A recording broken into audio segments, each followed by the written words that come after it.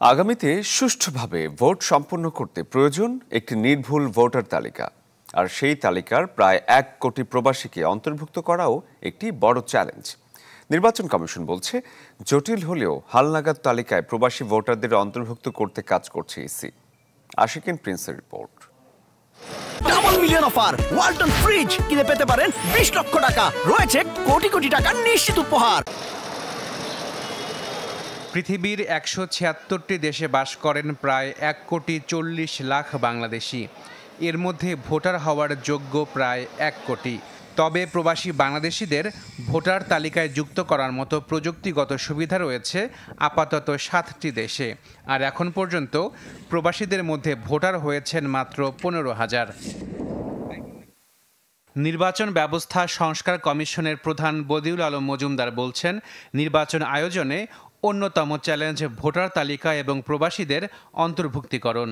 একটা বড় চ্যালেঞ্জ হলো ভোটার তালিকা। আমাদের 1.5 কোটি থেকে 2 কোটি প্রবাসী বাংলাদেশি বিভিন্ন দেশে কাজ করে।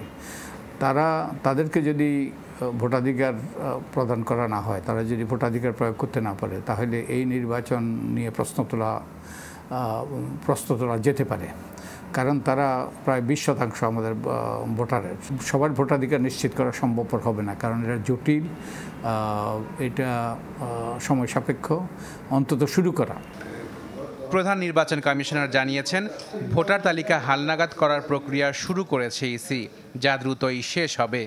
কতজন মারা গেছে দেখবেন, যেখানে ভোটার লিস্টের নাম আছে, কিন্তু দেখবেন যে ওদের নামে ভোট দেওয়া হয়ে গেছে, হয়তো দেখবেন মৃত ভোটারকে বাদ দেওয়া, কেউ লেফট আউট থাকলে ইনক্লুড করা, মহিলাদেরকে আকর্ষণ করা, ইয়াঙ্গার জেনারেশনকে উৎসাহিত করা ভোটার হতে, এই হলো আমাদের পারপাস।